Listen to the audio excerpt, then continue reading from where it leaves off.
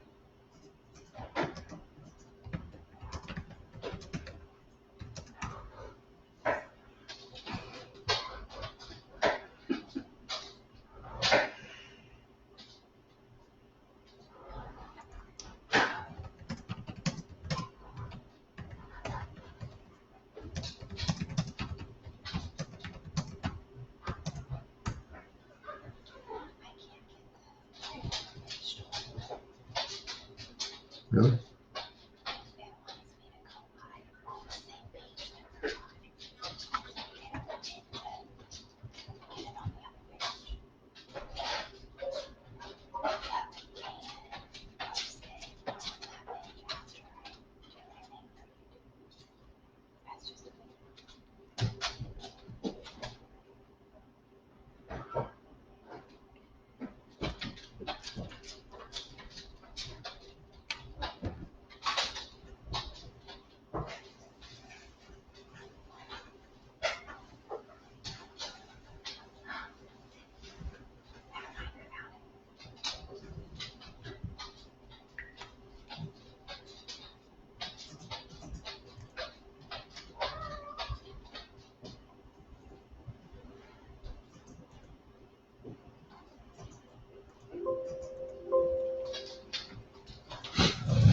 Okay, friends, I'm tracking 5:15, so we're going to get started tonight.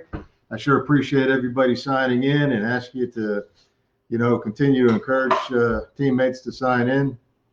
We're trying to run a watch party on my other page, so if folks are asking you, they can look at the watch party over there. We also have Periscope active on Twitter, but of course I'll be fielding questions through this forum, and so. Lots of folks have said hi already, and I really appreciate that.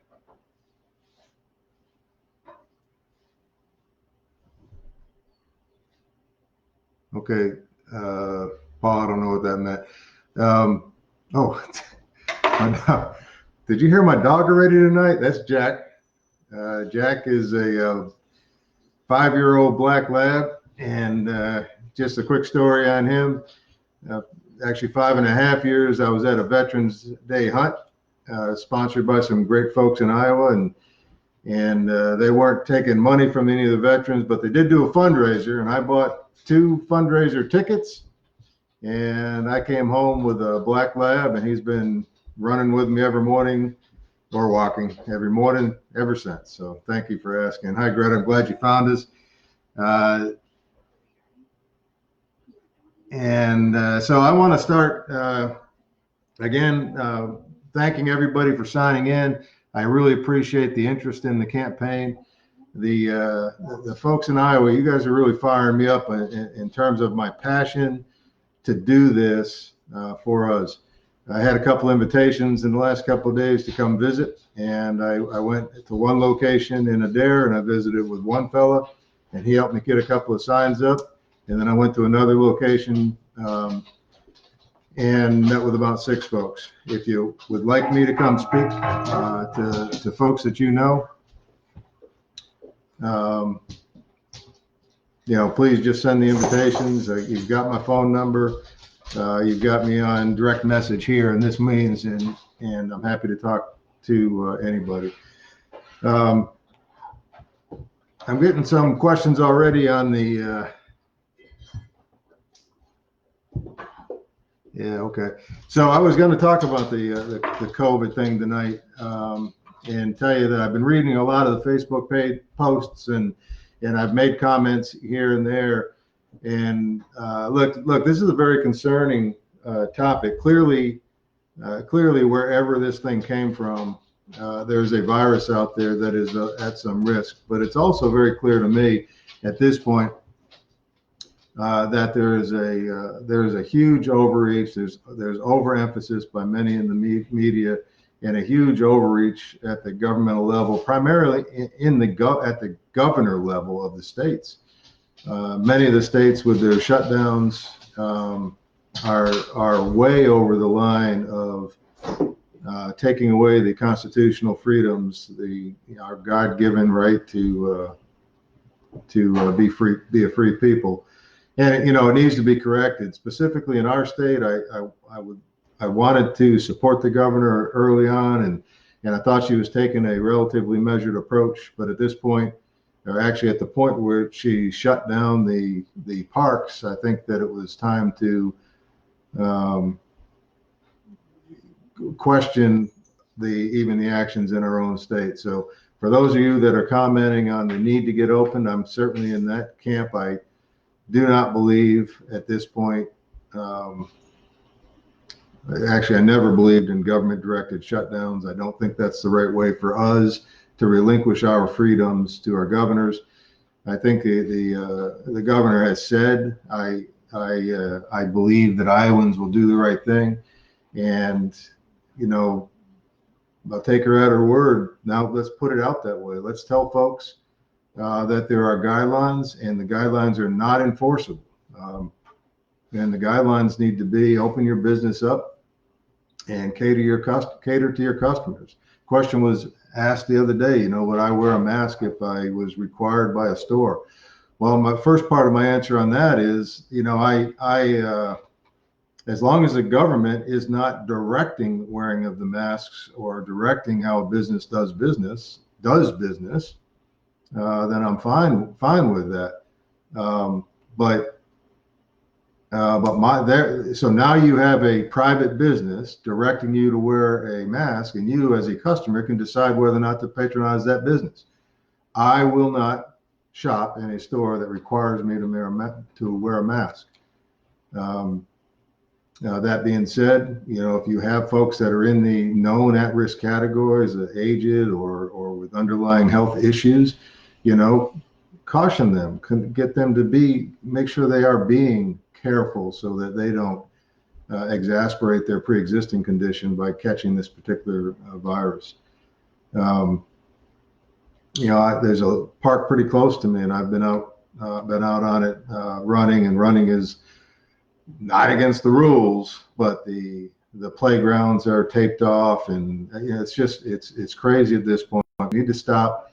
And what's more concerning than the short-term economic impacts is the long-term impact on the way our country, our culture is being changed to accept a new normal of two things: a new normal of being shut down for a pandemic or an emergency, but also a new normal of governors with us, we the people, relinquishing our freedoms to them so easily. We need to be very concerned with that. I don't accept a new normal when even now, when I meet with folks, if they're willing to shake hands, I'm going to shake hands. And I respect everybody's right to react accordingly. And if they don't want to shake hands, I respect that.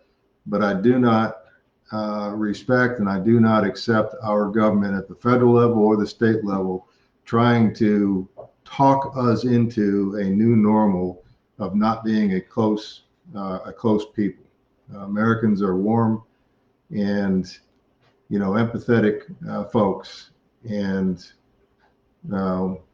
we need to go back to that. Actually, we need to get back to that today.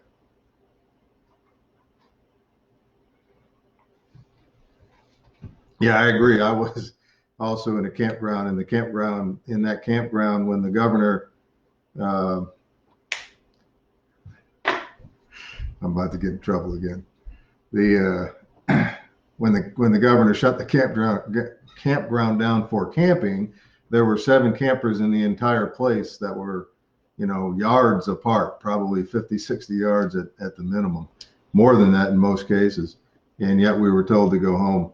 And I had the pleasure of towing my camper back in 20-mile-an-hour winds. That was a blast. Let me see if I missed anything. I'm going to scoot up on my.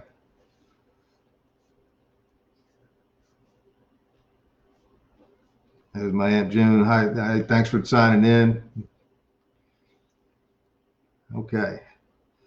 So the other topic that I wanted to revisit from last week, we had a great discussion Friday night on term limits, and I put out a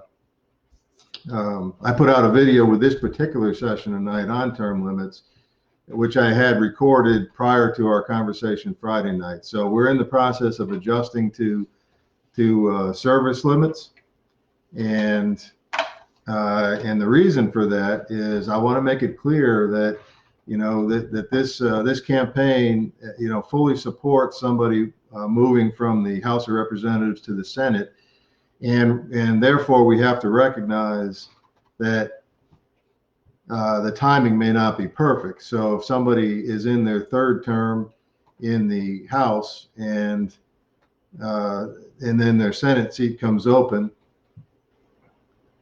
good afternoon, Whitney. And then the Senate seat in their state comes open, then they should be allowed to run. And if they've done 6 years in the House at that point, they could potentially do 2 terms, which would get them close to 18 years total service. And so we have to work the math out on that to make sure it's real clear. There needs to be an upper limit on the total combined service. There's certainly a point at which somebody serves in the House, and if then they flip to the Senate, they only do 1 term in the Senate. So what would that be? 3 terms in the House and then 1 term in the Senate, or after 3 there would be 2 in the Senate. That's the negotiation part of this topic. that I want to have with all of you. So your input is welcome. There was an exchange earlier today or yesterday. As soon as I put the video out, a fellow got on there and indicated his distaste for term limits, and I appreciate that. I appreciate the comments. Clearly, it is not possible to see eye to eye with every one of you on every topic. But that being said, saying it's a bad idea, saying it's a horrible idea, I don't think is very helpful. I don't think it's a horrible idea for you not agree with me on term limits. But I can just tell you how I feel about it. The way I feel about term limits is I am very much against lifelong politicians or career politicians. I think there's a point at which folks go to Washington, D.C., and they become more Washington, D.C. than they are home state, in our case, Iowans. And no matter how good you can point at a particular representative or senator, I can point at 4 or 5 or more that are not so good. And so that argument doesn't sway me. The other one is, that we have term limits. It's called elections.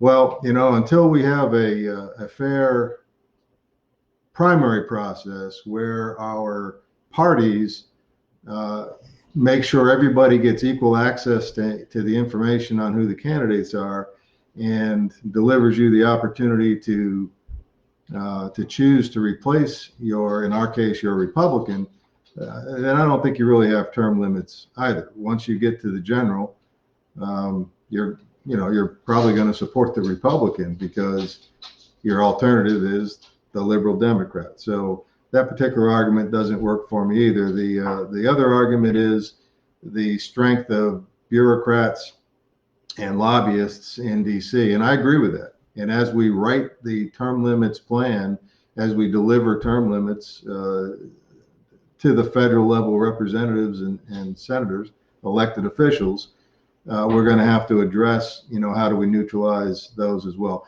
I got to believe that can be done, though. I mean, nothing is too hard to be done. We just got to put our analysis together and lay the whole problem out. So at this point, I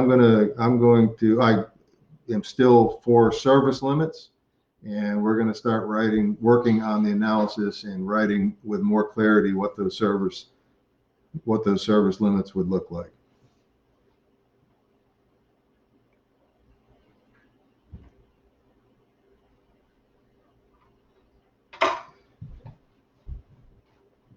So the question to me was, are we talking about service limits only at the national level? And yes, that's what I'm talking about. I think in our state, there's a lot of strength in the way the representatives are, the way they serve, and we could discuss it at the state level, but I haven't looked at it as a state level issue. I see it primarily as a federal level issue for the reasons I just described. And if you think about what I described, our local representatives, they don't go to Washington, they stay home, and they drive to the Capitol at the required times, and they do their job, and they continue to be a member of their local community. So the direct answer is yes. When I talk service limits, I'm specifically talking about our U.S. Congress, both the Senate and the House.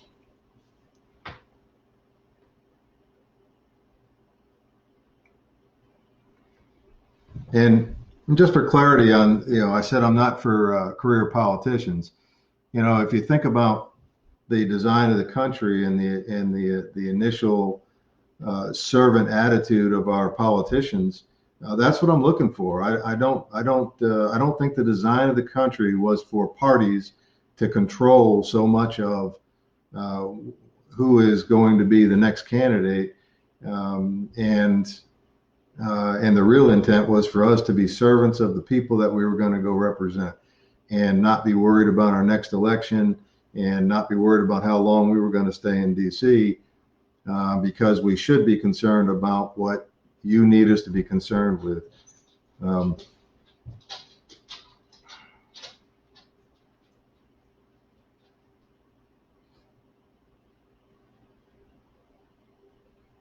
yeah, yeah. So that's enough on service limits. I got to get that change up on my website, and we'll make some changes to the time on there, but we can always negotiate what service limits we end up proposing as a group.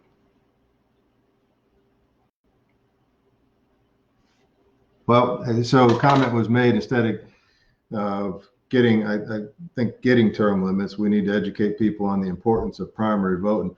I absolutely.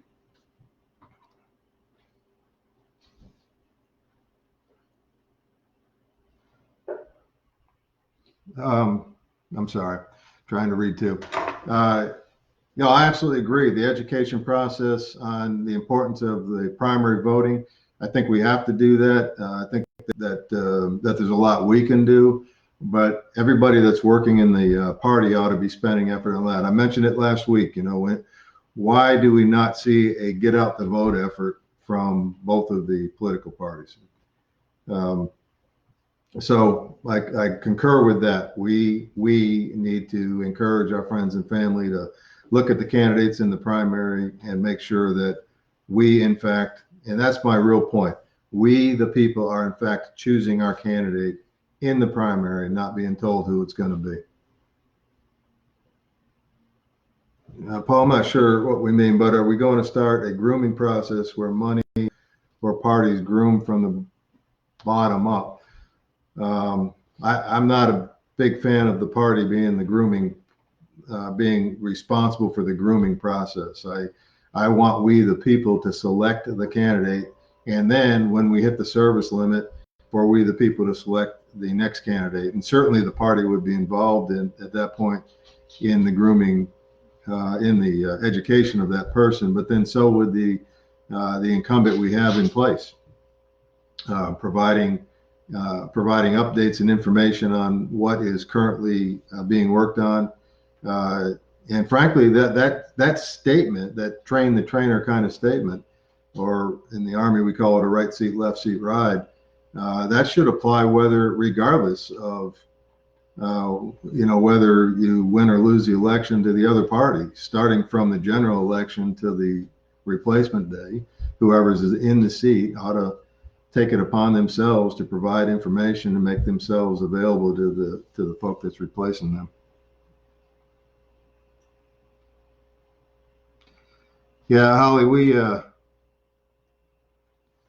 so our education system sucks. Once upon a time, schools taught government. Yeah, absolutely. We've talked about that a couple of times, and I believe that the way to fix that, the first step, is to get the federal government out of education. We've got to get the federal government out of the monies associated with our education system, so that they can't withhold money to cause the educators to have to teach certain curriculum, or to have to do really anything. So I think that's the first step, and that particular statement would lend itself well to my balanced budget positions, and how I see the possibility of getting the federal government to a balanced budget, which I think is awfully important to our future.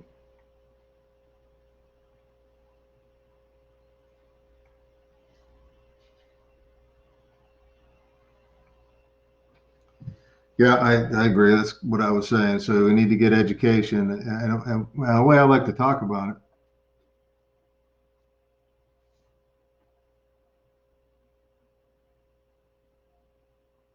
Okay. Um, yeah, I wish this forum allowed for words. But I'm happy to talk to anyone, face to face or via the telephone on any topic that we bring up here or otherwise that you're concerned with or you want to give me education and your input on. I thrive on getting input from friends and family, and now the Iowa folks I'm trying to convince to let me represent them. You can do that via email off of the website, or you can call me, and we can talk it through. Just Facebook message me and tell me you want to talk.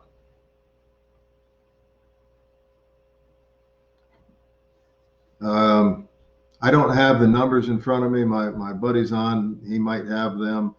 But the question is how many registered Republican voters by county in this district. I can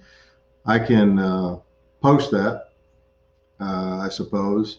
I know that there's approximately 176,000 registered Republicans in the district, and an equal number of Democrats. There's actually about 2,000 or 3,000 more registered Democrats, but there's also 170 some thousand registered independents in the district, spread out amongst the 16 counties. Holly, happy to do a town hall meeting. I'm actually going to do, one of the counties has invited me to do a sort of a small town hall meeting with them, but of course that'll be focused on the central committee type people. Although I'm told I'll be able to invite a few people into that Zoom town hall meeting. So I'll be putting that information out as soon as it gets locked in.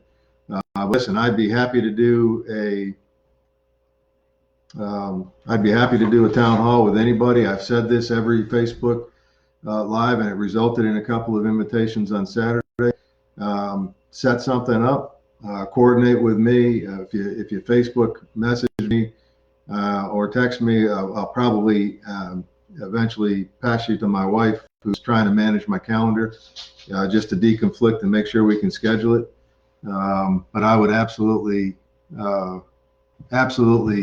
be happy to come to you or do it via a Zoom type meeting or whatever it takes to get a town hall for you and anyone in your area that's concerned with this primary.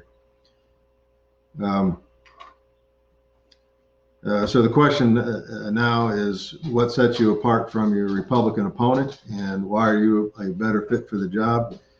Well, listen, I'm gonna focus on telling you why I'm doing this and why I believe that this is the right thing for me to do right now.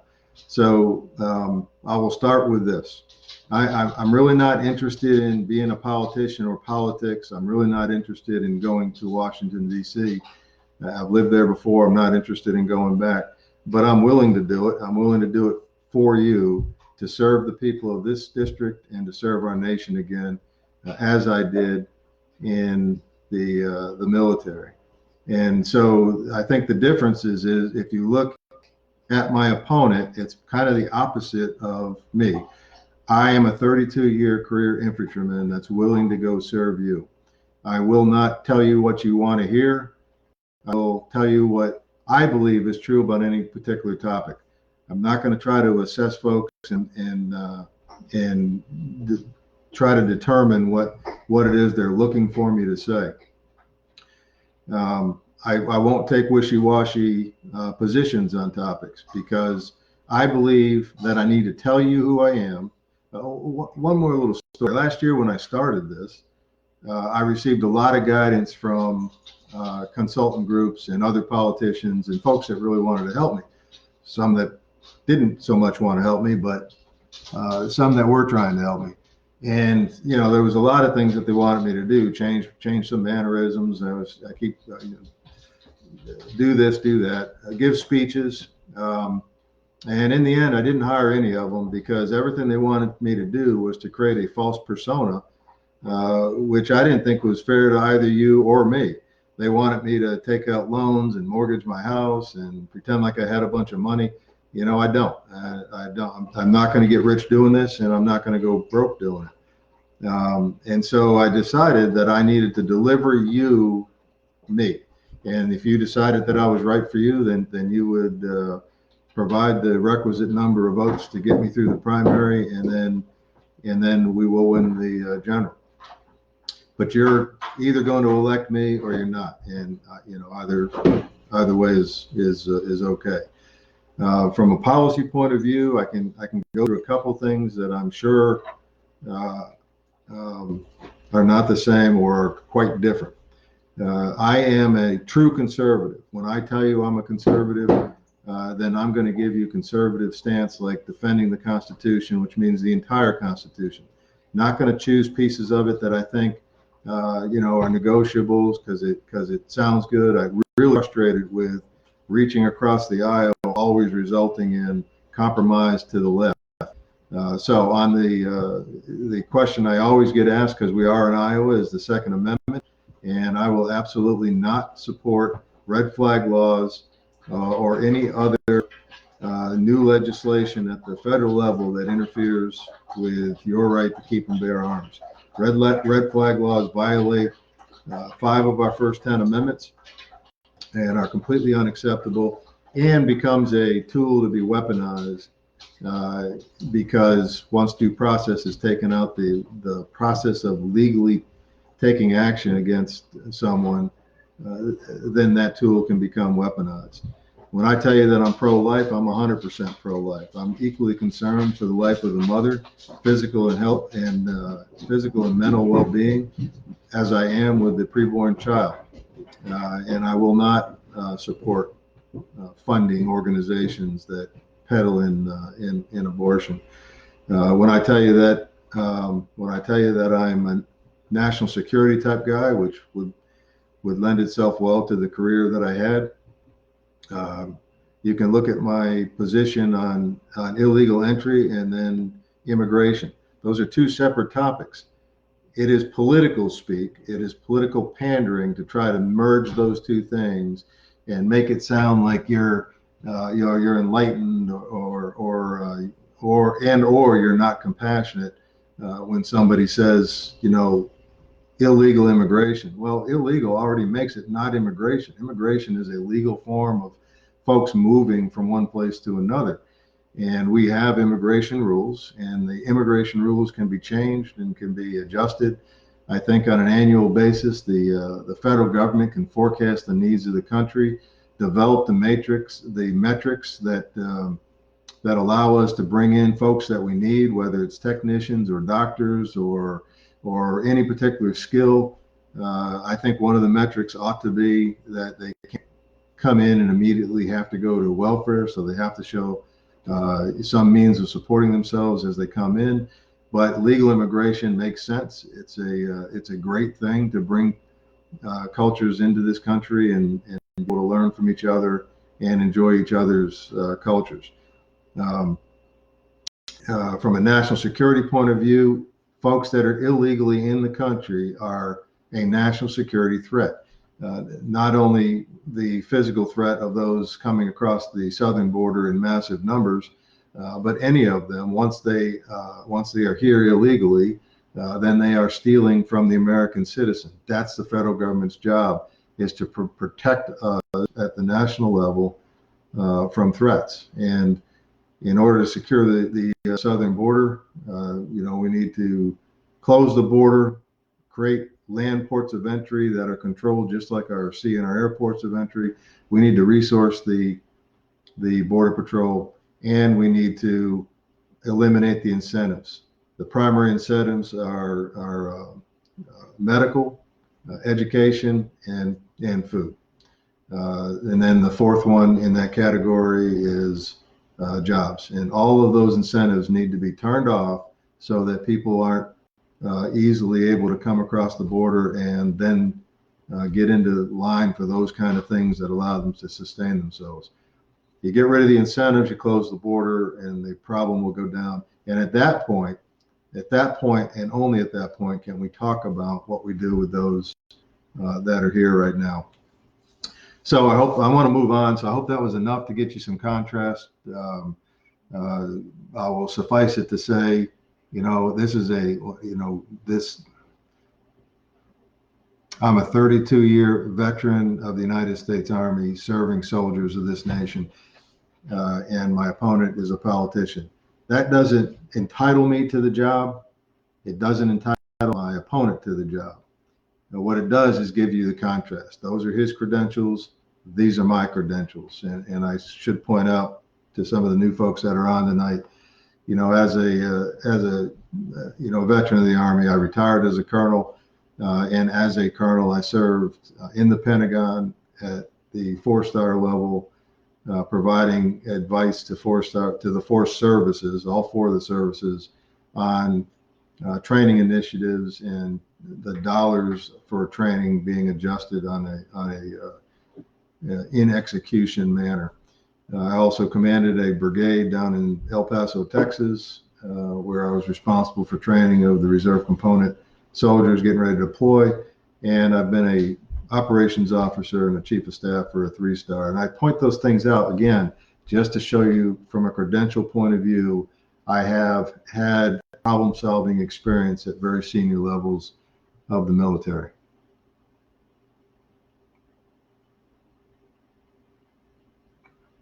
I was asked, did I ever get my opponent to debate? And no,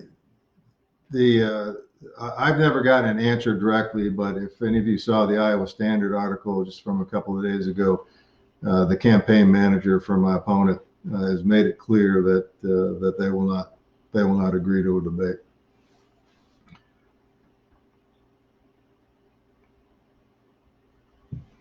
And my buddy out there in Council Bluffs, you're working for the people and not the special interests. Absolutely, that's what I will do, and I will do that. Like I'm trying to demonstrate to you now, and I will prove that to you on a daily basis. I learned a long time ago in the Army that my actions are much more important than my words, and again, I will prove that to you on a daily basis. I will not work or make decisions based on the next election. I will work and make decisions to deliver to you what I have told you via this campaign, the campaign efforts, and whatever we as a people agree on as we move forward.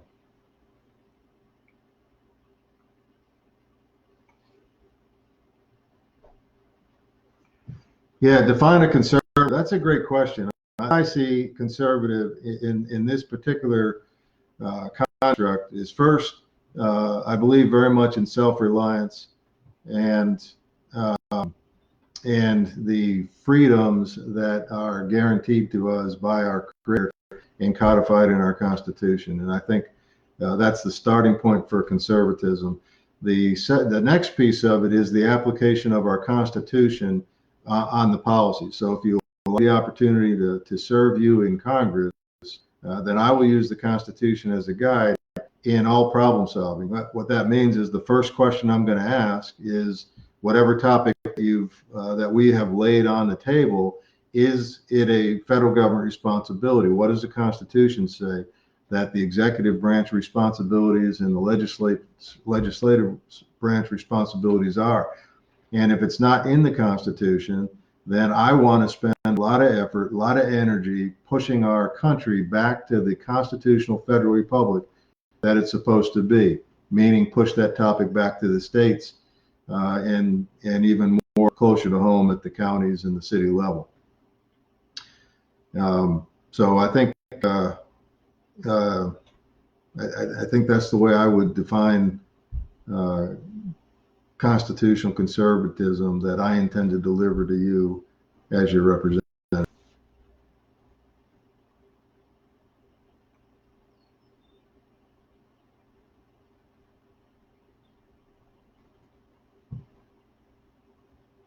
Okay, we'll work on that one.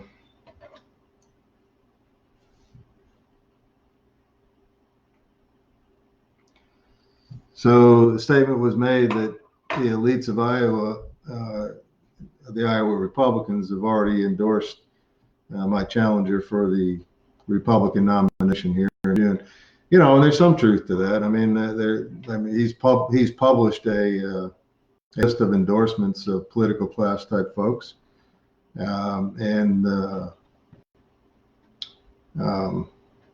certainly our senior people, the two senators, have said that they support him, et cetera. And, you know, that's fine. I wish that some of them would have talked to me and give me an opportunity to change their mind before they endorsed him. But you know what? I've got the endorsement of hundreds of Iowans, and we're going to put out our own little paper. You know, and my career was Army. So, you know, I've got a half a dozen generals that have endorsed me, and I can go seek more of them if I thought I needed to. And in addition to that, I've been endorsed by the co-chair of Angel Families, Michelle Root, and as well as Combat Veterans for Congress. So, I'll put that out so that you all know who has already taken a look at this candidacy, and we'll get past that. Can't hear you.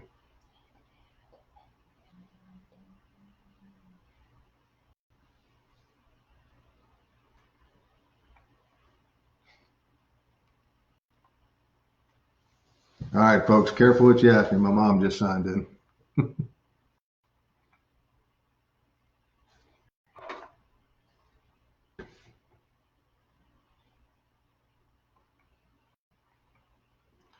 So I'm getting mostly statements right now. I'm trying to catch back up.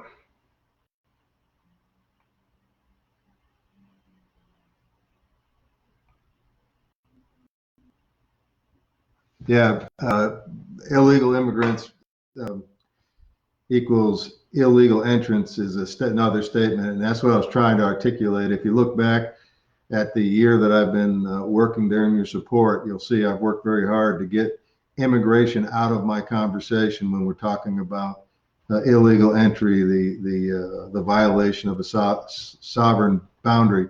You know, and that's one of the things. Again, another difference between my opponent, both in the primary and the general, is I don't accept the soft language that's used by a lot of politicians, and it's backed up by the media, and it changes the conversation. Whether you're talking about abortion and they try to change it into soft language like healthcare and other terms that make it sound like, other than what it is, evil. Or you talk about the border where they make it sound like they're just poor immigrants trying to come across for a better life. There is some of that, but they're not immigrants. Either way, they're not immigrants. They're illegal entrants. It needs to be stopped. And, you know, that's why I like the president's America First agenda and the intent behind that. And if you notice the way that he's put out guidance, even on the COVID issue, it's been about prioritizing American interests and American people. And that's the way our policies ought to be. I was asked the other day about a topic called Agenda 21, which is a multi-nation, like hundreds of nations involvement in a globalism kind of effort. And my answer was, I absolutely don't support that. I don't support globalism at all. The idea that you know, that it's one globe and we need a global governance and global directives, and you're seeing some of that ridiculous kind of stuff come out of the COVID discussions with, you know, people that have lots of money.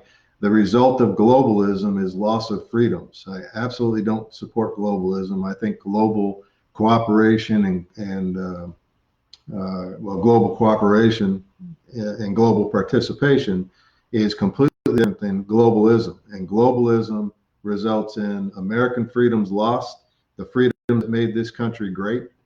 The reason that this country is what it is because the freedom of the people and the fact that those freedoms have been protected by our Constitution and need to continue to be so. So we need to stop efforts at globalism.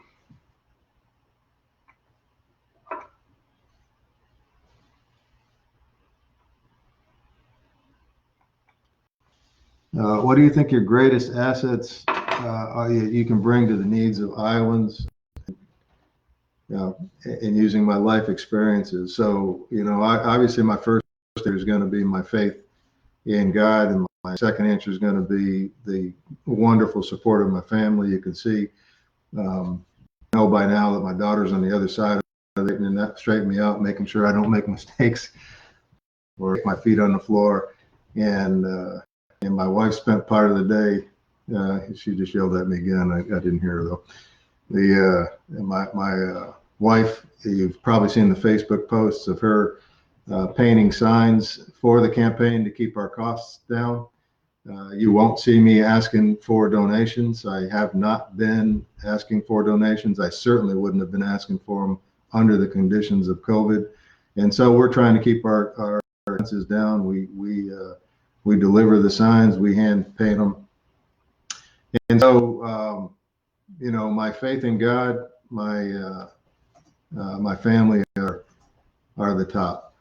But again, when you look at the career that I had, I believe you'll see that my strength in taking care of the folks that worked for me in the Army, listening to their needs, delivering for them as individuals or as groups, learning how to make decisions based on the input of folks, but understanding the difference between making an emotional decision based on an issue for one person or multiple people, rather than a decision with that input, but a decision that then takes care of the entire group, from small teams to large organizations. I learned very much that when you make emotional decisions and you make them too quick, first of all, the problem doesn't stay solved, and second of all, you end up creating additional problems. In addition to that, I think my problem-solving skills. I believe that I am a strategic thinker. I believe I have the ability to look long range and see all the parts of a problem and lay them out so that I can achieve the end state, whatever the topic is, over a long period of time. So hopefully that helps. But that's, I think, the strengths that would interest you, and how I will deliver for you as your congressman. And back to the family thing. My aunt is up in New York. She is signed in, and my mom is signed in from Maryland. So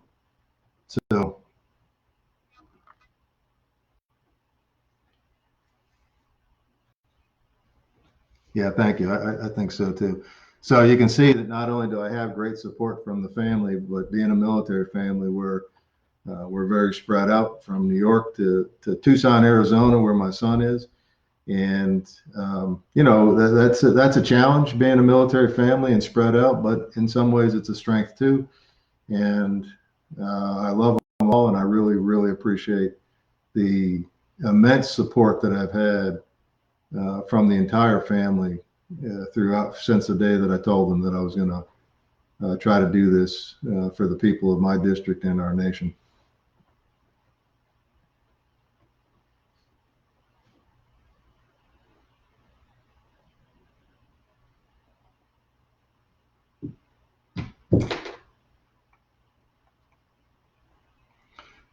And so there's a conversation going on about the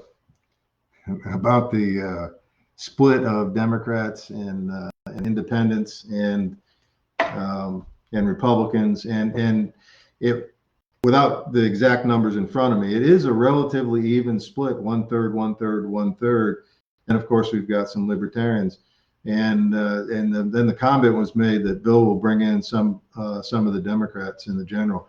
Listen, I really believe that, and not through compromise. I believe I will not through compromise of principles. I believe that we will reel in a lot of independents and a good chunk of Democrats just by talking about the federal republic that we're supposed to be, and protecting the freedoms that we should have as individuals.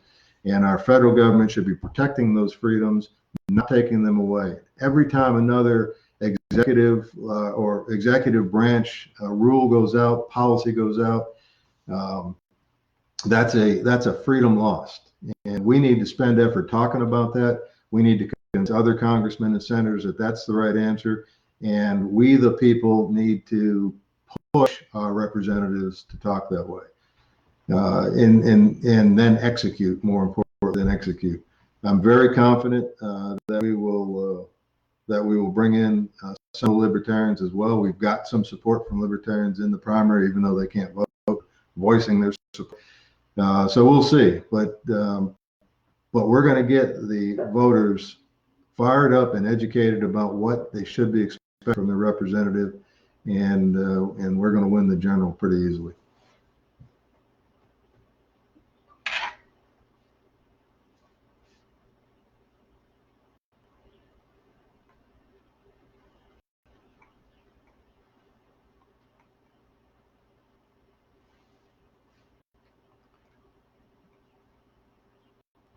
Yeah. So the conversation about the percentages is continuing, and we'll just have to put the numbers out so that that answer is factual in numbers. But then the question was, what was in the election the last time when actually won, what percentages? And I will just tell you, she won by a little bit, but my opponent wants to, and the party to some degree, they want to blame the loss on Polk County, and they want to blame that loss on the libertarians. But I'm going to tell you, if you do the entire analysis, that's not the entirety of the math problem. And really, we lost that seat because we didn't embrace the America First agenda. We lost that seat because we didn't bring out the same number of general voters that we had in the previous 2 or 3 elections, and we lost that seat because we looked at it as our seat, and it was too red to be lost. And I think that those things are the primary reason. So the way we change that is we don't rely just on Polk County. We spend energy making sure each and every county in our district knows that they're equally important, and that everybody in those counties are equally important. And we bring in the energy to the general election to get the votes out there. And then we also talk to folks about why conservatism and why the freedoms that belong to each of you as individuals are more important than politics. Another statement on globalism, if you understand globalism, I certainly agree with that. And so, we'll talk about that a little bit, but I started to talk about it in that Agenda 21 thing, and I got myself a little off track. You'll notice in some of the COVID discussions, there are folks, again, with a lot of money, a lot of influence. They're talking about a global response, even going as far as to mention a requirement for vaccination and other global ideas about making people do things. And that lies the problem with globalism. Those elitists that think they're smarter than you, and they think that you should just acquiesce and do what they're told. To my mind, they're forgetting one thing about Americans, and therefore globalism is always leaning toward totalitarianism or socialism or one of those other governmental ideas where the elites tell you what to do. And that's the mistake we're making in this response to COVID, is we're acquiescing to being told what to do a little too much. We need to fight that, and we need to not allow a globalist idea to then put us in a position where other folks are telling the United States what American people are going to do.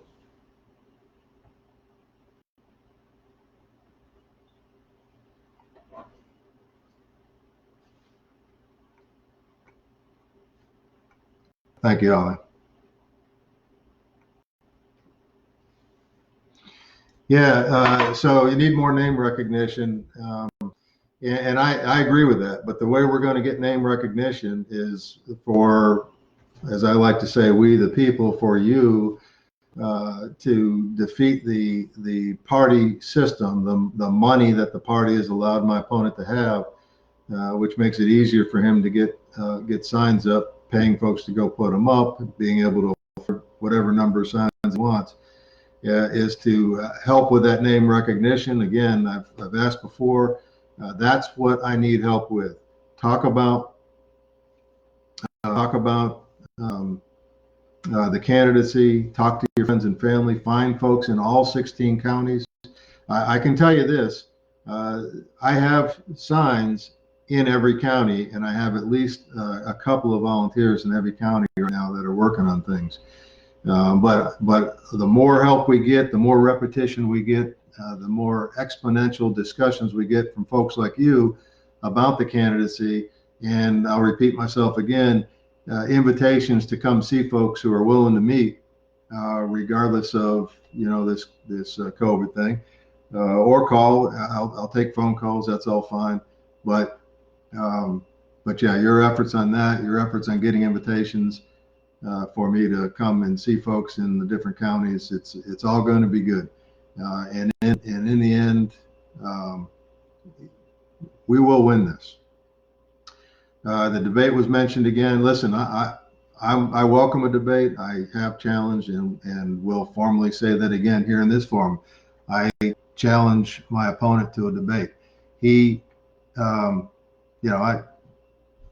We'll see. I don't expect the debate to happen, but I don't need a lot of notice. It just tells me where to be and give me enough time to drive there, and I will be there. Yeah, we can get some more signs in Norwalk. We'll do that.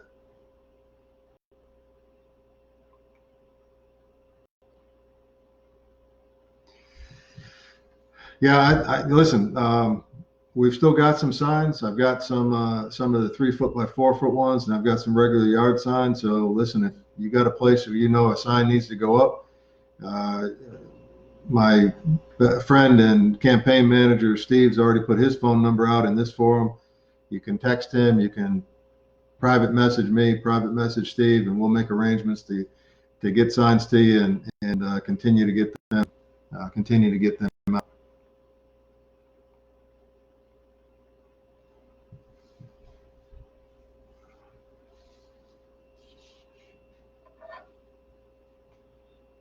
I think I've caught up to all the questions. I enjoy this forum because we get a pretty wide range of questions. We've talked to everything from the border to the globalism. It's pretty great.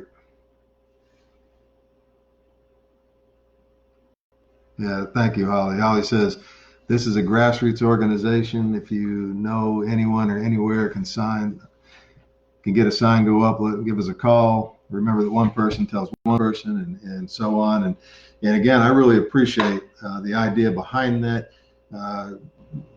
Contrasting myself once again with our opponent, there are posts where he talks about joining his grassroots movement.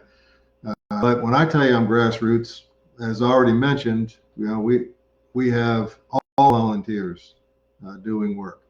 I tell Steve all the time, buddy, you're doing a great job this week. I'm gonna give you a 10% raise, and then I tell my daughter she gets a bigger raise than him. So they're all getting raises on top of the non-paycheck that they're getting as volunteers. So we have no paid staff. We also don't have $2 million worth of party-backed PAC money. So this is true grassroots. And when you give me the opportunity to serve you or to get the Republican nomination here in our immediate future, I'm going to be very honored, and it's just going to make me work that much harder on your behalf.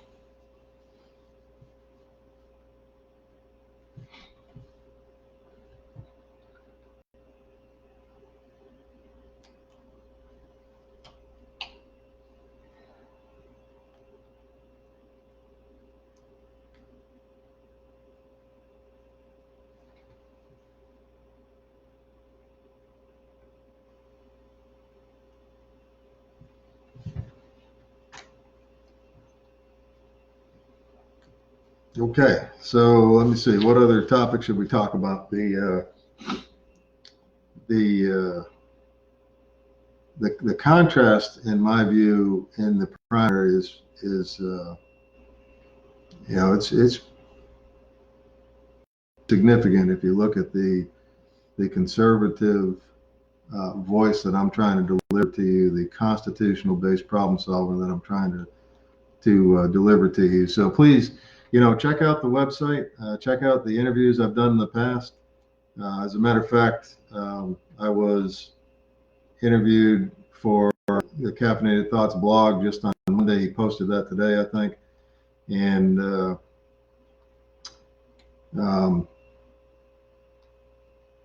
you will get a vast difference between the Republican candidate and the Democrat candidate in the general election if you give me the opportunity to represent you.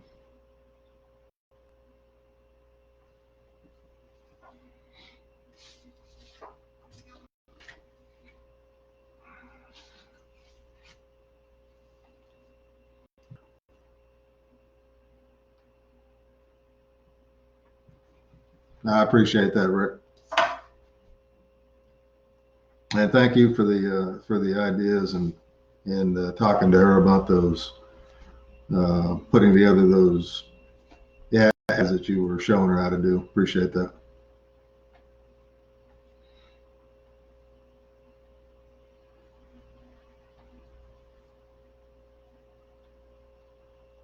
Okay, looks like we're winding down on questions tonight. A good hour into it. I will hold just a second or two, and if there's not another question come in, we'll say good night, and we'll get ready to do this again. And as I said last week and the week before, I appreciate your input on this. I appreciate your input on the topics and the timing of doing this. It looks like the 5:15, 5:30 time range is a little better than the 6:30, but I think we need to have two different times just to try to accommodate everybody. If you want me to do it on a different day as well, or if you think I should do one earlier in the day for some folks, we can do that.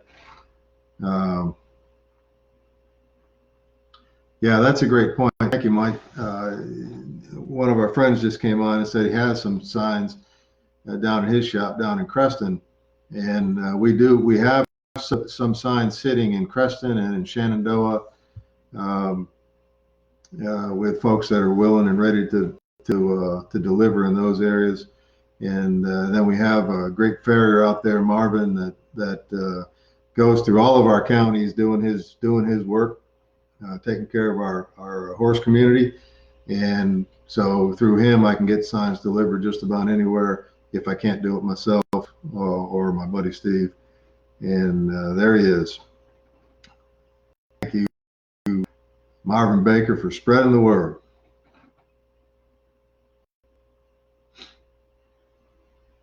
I can't emphasize enough, folks, how willing I am to come see anybody.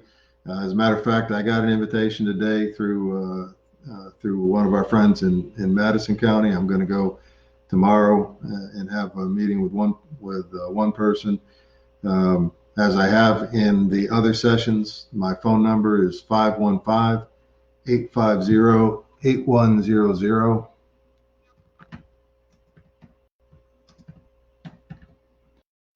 And you are welcome to give me a call or send me a text message or work the private message here on Facebook, so we can chat and I can answer your questions, and or you can set something up and we'll get it on the calendar.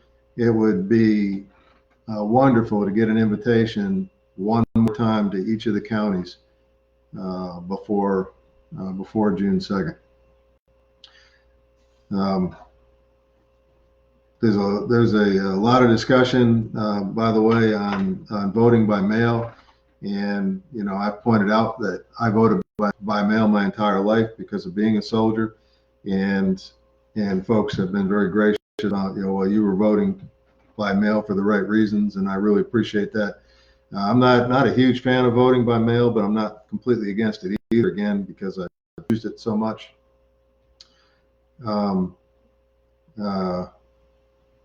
But listen, if you got family members that are concerned with this COVID virus, then the opportunity to vote by mail is being offered, is being pushed by our Secretary of State. So, it's going to be used by a lot of folks. I think that I think it would be better if we had an in-person vote. I concur with those who have talked about, well, if we can go to a Walmart and stand apart and do all those things, we should be able to do it for voting. And I agree with all that. My preference would be vote in person, but the Secretary of State and the governor have already put out the information on mail-in votes and have encouraged folks to do it. And I certainly understand, especially folks that are in the at-risk categories, to want to do that. So let's just all vote in person if we can, and pray that the safeguards are in place to make the online voting as safe as the in-person voting.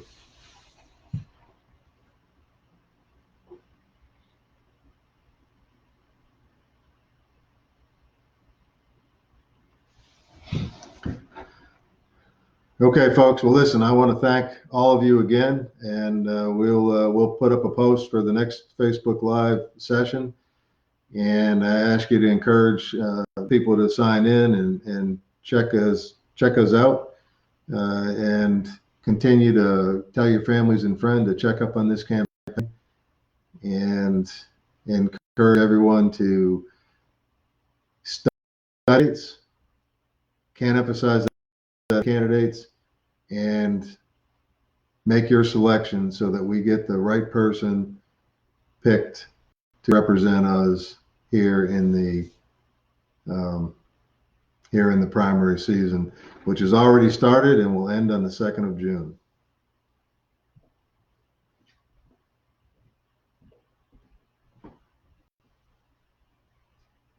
See you the next time. Thank you.